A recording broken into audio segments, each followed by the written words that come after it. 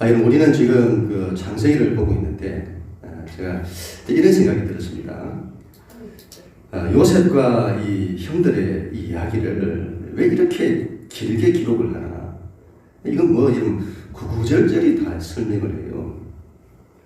요즘 시대는 여러분 글 긴 거 싫어하잖아요. 그리고 또 내용도 여러분 또 반복하고 또 반복하고.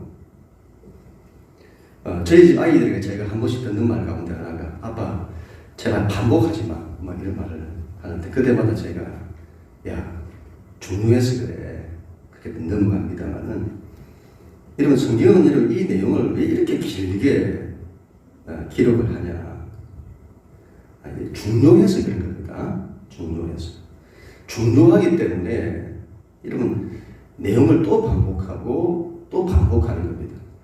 이 이야기가 단순하게 형제들 간의 갈등을 해결하는 그런 이야기가 아니에요. 하나님께서 세상을 어떻게 구원하시는지를 보여주는 이야기인 겁니다. 그래서 중요하다 이 말이죠. 그 점을 잘 기억을 했으면 좋겠습니다. 요셉이라는 사람은 이런 모든 걸 다 용서를 해요. 그의 용서는 어디서 왔을까요? 이게 쉽지 않잖아요. 근데 요셉은 모든 걸 다 용서해요. 본래가 착한 사람이라서 여러분 요셉은 참 많은 상처와 아픔과 고통을 겪은 사람입니다. 그러나 요셉은 반대로 참 많은 사랑을 받은 사람입니다. 아버지의 사랑을 많이 받고 자랐습니다. 그리고 무엇보다 하나님의 사랑을 많이 받았습니다. 그가 형들을 용서할 수 있었던 것은 이것 때문이죠. 하나님 때문인 거죠. 하나님의 크신 사랑을 받았기 때문인 겁니다. 아브라함이 조카 롯에게 모든 걸 양보하잖아요. 아브라함이 좋은 사람이어서 그랬을까요? 그렇지 않습니다. 하나님 때문이죠. 하나님으로부터 큰 은혜와 사랑을 받았기 때문입니다. 이삭도 참 많은 반대를 받았습니다. 그런데 이삭이 가는 곳마다 양보하고 또 양보하잖아요. 착해서 그럴까요? 여러분 하나님 때문입니다. 하나님으로부터 큰 은혜, 하나님 기업이죠. 하나님으로부터 큰 은혜와 사랑을 받았기 때문인 거죠. 우리는 하나님으로부터 사랑을 많이 받는 사람이 되어야 합니다. 하나님이 정말 나를 사랑하신다면 이게 여러분 우리 안에 일어나야 합니다. 저는 하나님이 저를 세상에서 제일 사랑한다고 믿습니다. 내가 잘났기 때문이 아닙니다. 그분의 사랑이 원래 그런 겁니다. 하나님이 나를 이렇게 사랑하시는구나.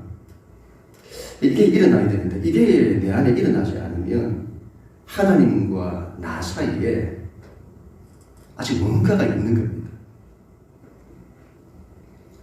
하나님 사랑 많이 받는 여러분 되시길 축복합니다. 그리고 여러분 모든 걸 용서하는 그런 사람이 되어야 합니다. 문제는 화해입니다. 화해. 용서는 한 사람이 일방적으로 할 수가 있습니다. 그러나 이 화해는 쌍방이라는 거예요. 요셉은 형들을 용서했고 형들과 화해할 준비가 다 되었습니다. 문제는 형들이죠. 형들이 준비가 안 되면 화해는 안 되는 거예요. 그런데 오늘 마침내 요셉과 형들 사이에 화해의 길이 열리게 됩니다. 자, 오늘 말씀 1절, 2절 말씀인데 우리 하나님 말씀 같이 읽도록 하겠습니다. 시작. 요셉이 그의 집 형제에게 내와 이를 때 양식을 각자의 자루에 운반할 수 있을 만큼 채우고 각자의 돈을 그 자루에 넣고 또 내장 곧 은잔을 그 청년의 자루 아귀에 넣고 그 양식과 돈도 함께 넣으라 하매 그가 요셉의 명령대로 하고 아멘. 요셉이 형들을 또 한 번 시험합니다. 자루에다가 양식을 다 채우고 돈도 자루에 다 넣게 합니다. 그리고 막내 동생인 베냐민의 자루에는 요셉의 은잔을 넣게 합니다. 그리고 떠나보내는 거죠. 그리고 또 쫓아가게 해요. 그리고는 너희가 어떻게 은혜를 이렇게 갚냐. 주인이 너희를 그렇게 잘 대접을 하고 양식도 이렇게 충분히 줬는데 너희가 어찌하여 주인의 은잔을 훔쳐갔냐. 그렇게 말하죠. 요셉이 형들을 시험하는 거죠. 요셉이 왜 형들을 시험하는 것일까요? 그건 분명합니다. 요셉이 형들을 용서하는 데 목적이 있었다면 시험은 안 해도 되는 거죠. 요셉이 이러면 진정 원했던 것은 형들과의 화해인 겁니다. 그 화해를 통해서 모든 걸 살리고 싶은 거죠. 요셉의 시험은 여러분 형들을 골탕 먹이는 장난도 아니고 형들에게 보복하여 넘어뜨리려고 하는 시험도 아닌 겁니다. 이건 테스트죠. 테스트. 화해를 위한 테스트입니다. 첫 번째로는 형들이 테스트에 통과하면 화해의 길이 열리는 거고, 두 번째 테스트에 통과하지 못하면 화해는 일어나지 않는 거죠. 우리는 요셉의 테스트에서 하나님의 테스트를 봅니다. 하나님께서 우리를 시험하실 때가 있습니다. 그때 시험은 테스트이죠. 하나님이 우리를 테스트하시는 목적도 마찬가지인데 우리를 위해서 그렇게 하시는 겁니다. 우리를 살리기 위해서, 생명의 역사를 위해서 그렇게 하시는 겁니다. 시험이라고 하는 것은 무조건 잘 통과를 해야 합니다. 그래야 이후에 이 시험을 잘 통과해 이후에 하나님의 은혜가 예비되는 겁니다. 거기서 여러분 패스를 못하게 되면 거기서 이제 주저앉아 끝나든지 아니면 나중에 또 시험을 다시 쳐야 해요. 근데 오늘 형들은 그 시험을 통과하게 되었습니다. 우리가 지금 코로나 시대를 살고 있는데 이 코로나는 우리에게 시험일지 모릅니다. 사탄의 시험일 수 있습니다. 코로나가 여러분 사탄의 역사다 그렇게 말하기는 어렵지만 사탄이 코로나를 통해 우리를 시험하는 것은 틀린 게 없습니다. 한국 교회의 이런 성도들의 신앙을 다 지금 무너뜨리고 있습니다. 정말 이런 한국 지금 교회에 수많은 성도들의 이 신앙이 지금 실족하고 있습니다. 교회는 사역이 다 막혔습니다. 예배도 그렇고 전도와 선교는 거의 올 스톱되어 있는 상황입니다. 어떻게 이럴 수가 있는지 정말 이런 기가 막힌 상황이 된 겁니다. 교회가 어떤 상황에서도 예배와 전도와 선교를 붙들어야 하는데 그걸 제대로 하지 못하는, 거의 하지 못하는 상황이 된 것이죠. 제가 지난 한 주간 동안에 그걸 생각하면서 마음이 얼마나 아픈지요. 정말 우리가 이래서는 안 된다. 정말 우리가 이렇게 해서는 안 된다. 우리가 이렇게 신앙생활을 해서는 안 된다. 그리고 정말 한국교회를 위해서 또 세계교회를 위해서 우리가 기도해야 된다. 그런 마음이 들었습니다. 두 번째로는 이건 하나님의 시험, 테스트일 수 있습니다. 이런 인생의 위기 속에서 우리가 어떻게 반응하는지 하나님이 그걸 보시는 거죠. 이런 사탄의 시험은 넘어지지 않도록 조심해야 하고 하나님의 시험은 무조건 잘 통과해야 합니다. 이럴 때 이런 테스트를 통과하지 못하면 실족하는 거고 잘 통과하면 하나님의 은혜가 예비되는 것이죠. 요셉의 시험에 대해서 형들의 첫 번째 반응인데요. 우리 9절을 같이 읽습니다. 시작. 당신의 종들 중 누구에 의해서 발견되든지 그는 죽을 것이요 우리는 내 주의 종들이 되리이다. 이 형들이 이제 결백을 주장하죠. 우리는 절대로 그런 일을 하지 않았습니다. 우리 중에 누구에게든지 발견되면 그는 죽을 거고 우리는 주의 종이 될 겁니다. 이건 장담하는 거잖아요. 자신들이 안 했으니까. 장담하는 거잖아요. 그래서 자료를 다 풀었는데 이러면 어떻게 이럴 수가 있느냐 이 말이죠. 그것도 다른 사람이 아닌 이 막내 동생 베냐민의 자리에서 은잔이 나온 겁니다. 이러면 이 형들 입장에서 기가 찰 노릇인 거죠. 이제 가나안 땅으로 잘 돌아가나 싶었습니다. 아무 일 없이 돌아가나 싶었는데 결국 이런 일이 일어나게 된 것이죠. 난리가 나지 않았겠습니까? 다시 요셉의 집으로 돌아갑니다. 요셉이 음이 꾸짖죠. 너희가 어찌하여 이런 일을 행하였느냐? 엄하게 꾸짖죠. 그때 유다가 이렇게 말합니다. 형들의 두 번째 반응인데요. 16절 말씀 같이 읽습니다. 시작. 유다가 말하되 우리가 내 주께 무슨 말을 하오리까? 무슨 설명을 하오리까? 우리가 어떻게 우리의 정직함을 나타내리까? 하나님이 종들의 죄악을 찾아내셨으니 우리와 이 자리에 발견된 자가 다 내 주의 노예가 되겠나이다. 아멘. 여러분 이 형들이 베냐민을 의심할 수도 있었을 겁니다. 요셉 앞에서 이 베냐민을 막 책망을 하는 거죠. 네가 어떻게 그렇게 했냐고. 얼른 잘못했다고 하라고.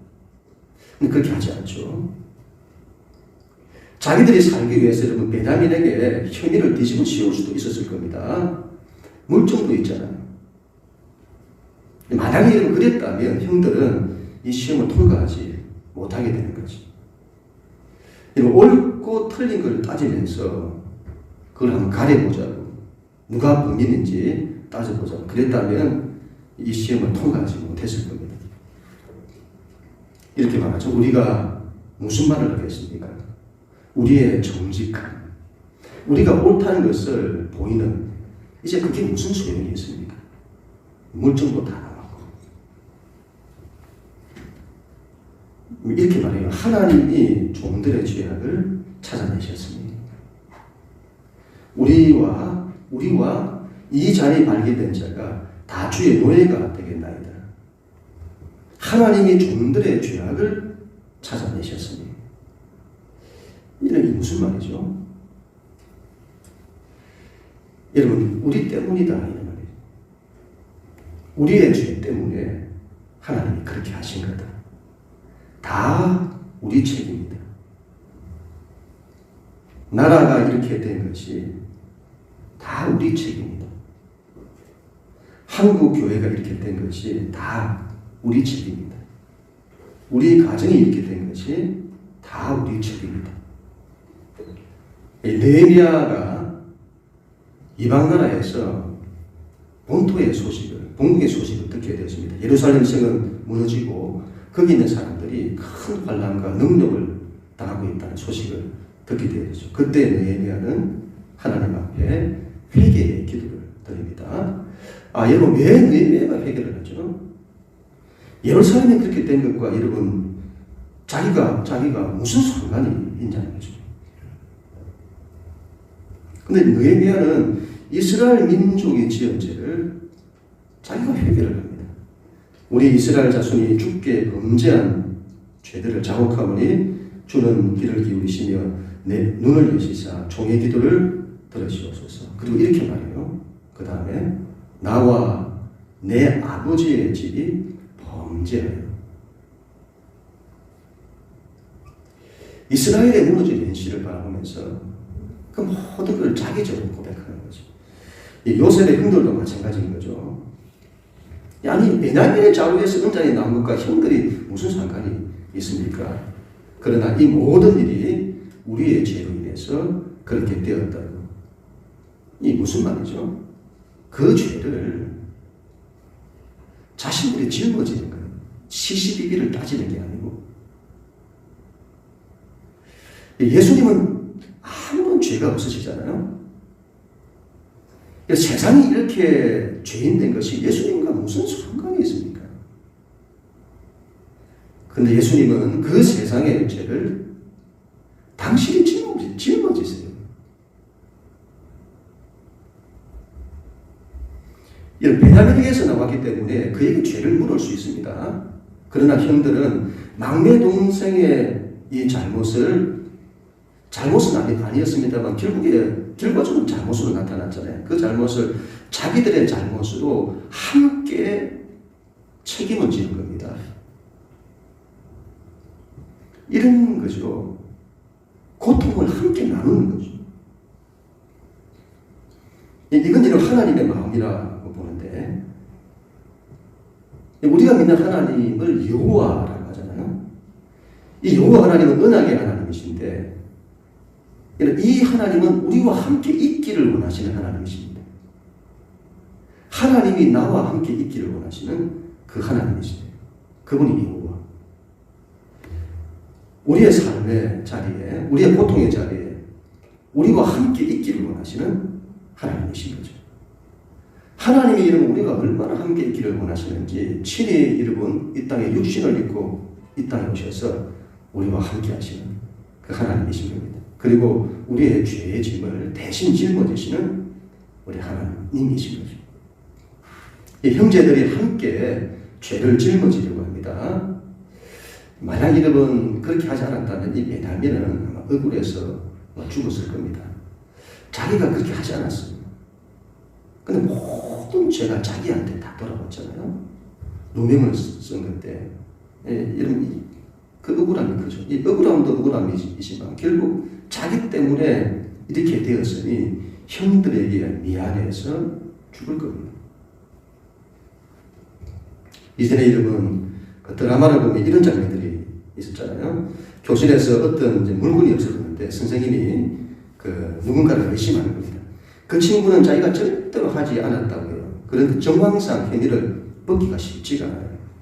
그때 옆에 있던 친구가 내가 그랬다는 거죠. 또 다른 친구가 내가 그랬다고 하고, 또 다른 친구가 내가 그랬다고 하고. 그 친구를 위해서 그 짐을 함께 지는 거죠. 여자 암 환자가 있는데 머리가 다 빠졌어요. 여자는 머리에 큰 의미를 가지잖아요. 그래서 너무 낙심을 하는데 그를 위해서 다른 친구들이 똑같이 머리를 감는 거죠. 고통을 나누는 거죠. 짐을 함께 지는 겁니다. 그런데 이게 얼마나 신비로운가 하면 이게 문제를 해결해요. 사람을 치유하는 겁니다. 굉장히 신비로운 거죠. 여러분 요셉이 이렇게 말합니다. 자신들이 함께 너희가 되겠다고 하니까 요셉이 내가 결코 그렇게 하지 않을 거다. 자네 그 손에서 발견된 자가 내 종이 되고 너희는 평안히 너희 아버지께로 돌아가라. 베냐민만 두고 너희는 그냥 가라. 그렇게 말하는 거죠. 이런 한편에서는 잘 된 거잖아요. 형제들이 다 잡혀가서 노예되는 것보다 한 사람만 노예가 되니 이건 지금 그 주인이 은혜를 베푼 거잖아요. 여러분 이전의 형들이었다면 아마 그냥 갔을 겁니다. 이전에도 요셉을 그렇게 죽이려고 했고 그렇게 요셉이 살려달라고 하는데 그 요셉을 결국 노예로 팔았던 그 형들이잖아요. 베냐민도 그때 형들이었다면 충분히 그랬을 수 있을 겁니다. 그냥 가는 거죠. 두고 아버지께는 또 상황을 설명하고 정말 어쩔 수 없었다고. 베냐민의 자루에서 은잔이 나와서 이건 어떻게 할 방법이 없었다고. 만약에 그렇게 했다면 이 시험에 통과하지 못했을 겁니다. 이제 여기에 형들의 마지막 세 번째 반응이 등장합니다. 유다가 이렇게 말합니다. 내 주여, 제가 한 말씀만 아들에게 해주십시오. 제가 주제넘게 말한다고 노하지 말아 주십시오. 그리고는 자초지종을 쭉 설명을 합니다.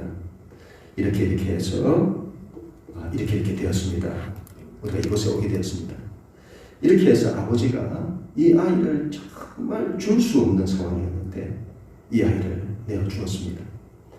아버지의 생명과 이 아이의 생명이 하나로 묶여 있습니다. 그래서 우리가 돌아갈 때에 이 아이가 우리와 함께 가지 아니하면 아버지가 아이의 없음을 보고 죽을 겁니다. 아버지가 흰머리로 슬퍼하며 수월로 내려가게 될 것입니다.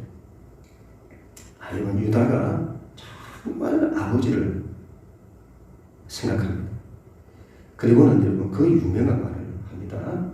제가 주중에 말씀 준비하면서 이 구절을 읽는데 저려면 눈물 없이 읽을 수가 없거든요. 이 야곱의 자식들이 야곱은 이런 이 노년의 야곱은 정말 하나님 사랑하고 하나님 은혜를 의지하는 믿음의 사람이죠. 그런데 여러분 그 자식들은 하나님께 대한 믿음도 없고 정말 세상 사람들보다 더 못한 그 자식들이었던 겁니다. 그런데 지난 20년이 넘는 그 세월 동안에 이 형제들이 어떻게 바뀌었는지를 보여주는 겁니다. 정말 아버지 생각하고 동생 생각하고 그 옛날 요셉을 죽이려고 했고 팔았던 그 죄가 그들의 죄책으로 고통으로 다가와서 지난 세월 동안에 이 형제들이 고통 가운데 살았다는 것을 알 수가 있죠. 그리고는 바뀌어져 간 겁니다. 이렇게 이제 대표자 유다가 이렇게 말해요. 32절 33절 말씀인데 우리 마지막으로 같이 읽습니다. 시작. 주의 종이 내 아버지에게 아이를 당부하기를 내가 이를 아버지께로 데리고 돌아오지 아니하면 영영이 아버지께 죄짐을 지리이다 하였사오니 이제 주의 종으로 그 아이를 대신하여 몸을 내서 내 주의 종이 되게 하시고 그 아이를 그의 형제들과 함께 올려 보내소서. 아멘. 유다가 아버지를 생각합니다. 아버지의 마음을 헤아립니다. 아버지가 저 아이의 막내 아이의 형을 잃고 난 이후에 얼마나 고통 속에서 살아왔는지 이제 저 아이까지 잃으면 아버지는 죽을 거다 이 말이죠. 결국 유다는 자신을 내어놓습니다. 제가 대신 종이 되겠습니다. 그러니 저 아이만은 살려주십시오.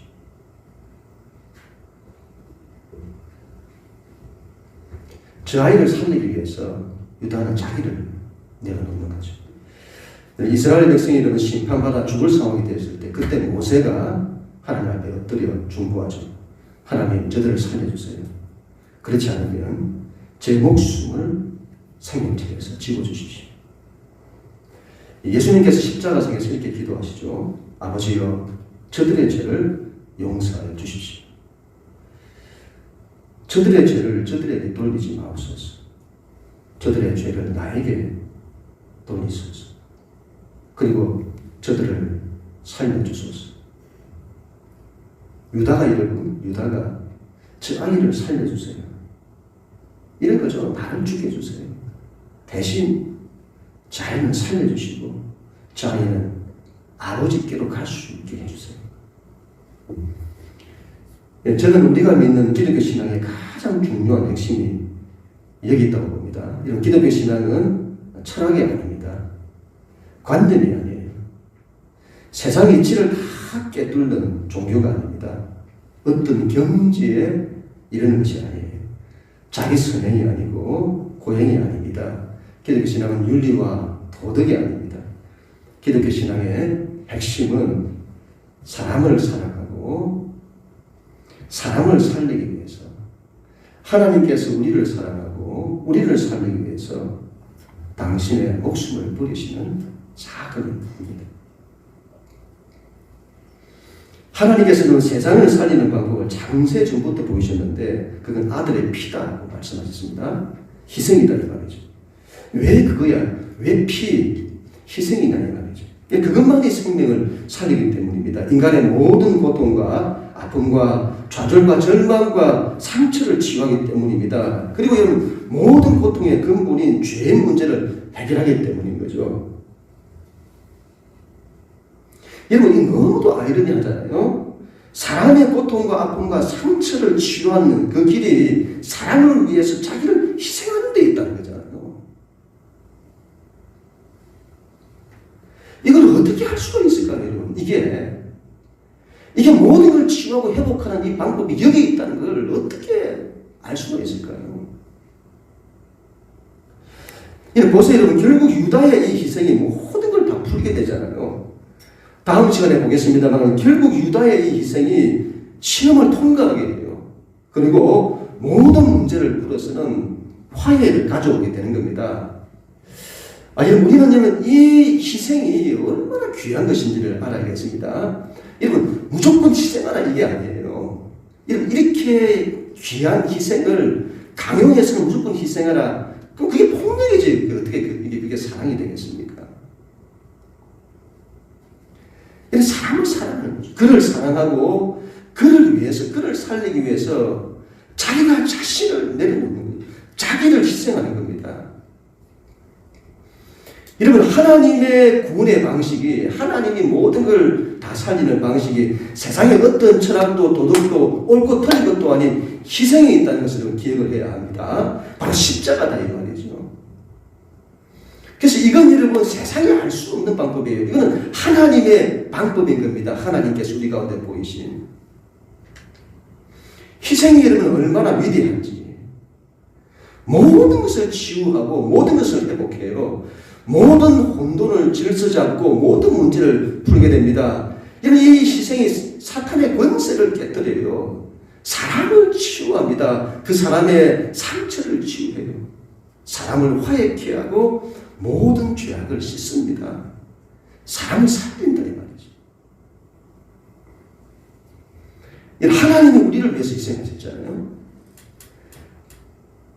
하나님이 희생을 하신 겁니다. 대통령이 나를 위해서 희생한 것이 아니라 하나님이 나를 위해서 희생을 하신 겁니다. 그래서 우리가 이걸 안다면 이제 내가 사는 것은 나를 사랑하사 나를 위하여 자기의 목숨을 버리신 하나님의 아들을 믿는 믿음 안에서 사는 거다 이 말이죠. 내가 왜 사나? 내가 사는 건 하나님의 그 사랑 때문에 사는 거다 이 말이죠. 그것도 희생적 사랑. 사랑 중에 가장 큰 사랑은 희생적 사랑입니다. 사랑 중에 가장 위대한 것은 희생이다. 여러분 희생은 참 신비로운 겁니다. 누가 이걸 생각했을까요? 하나님이 주신 거죠. 여러분 내가 희생을 하잖아요. 내가 희생할 때 그 희생이 우리가 그렇게 싫어하는 희생, 부담되는 희생. 근데 여러분 내가 희생할 때 그 희생이 나를 치유해요. 희한하죠? 내가 희생을 하는데 그게 나에게 고통이 될 것 같은데 그게 자기를 치유해요. 자기를 살린다 이 말이죠. 그리고 다른 사람도 치유한다. 다른 사람도 살린다 이 말이죠. 정말 희생은 신비롭습니다. 그리고 이 희생은 위대한 자질이죠. 그 위대한 방법. 우리는 사람을 사랑하고 어떻게 해서도 사람을 살리는 사람이 되어야 합니다. 그러기 위해서는 반드시 이 자질을 가지고 있어야 합니다. 희생적 사랑이죠. 이건 하나님의 속성이고, 이건 정말 위대한 거예요.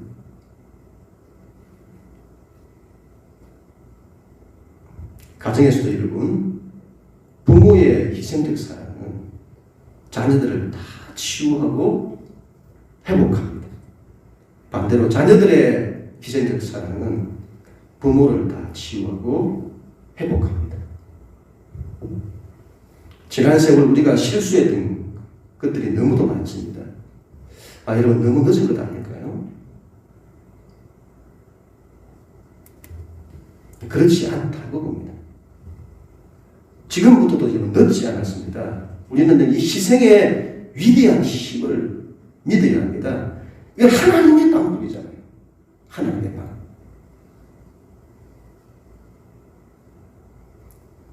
거기에 대한 믿음이 있어야죠. 우리가 이걸 붙들 때에 하나님 모든 걸 다 회복하실 거다. 하나님을 믿는 우리에게 여러분, 우리의 신앙에 이 희생적 사랑이었다면 우리의 신앙은 아직 가야 할 길이 멀었다. 그렇게 보는 게 맞는 거죠. 이런 마음이 들었습니다. 우리가 하나님으로부터 이 엄청난 사랑을 받았잖아요.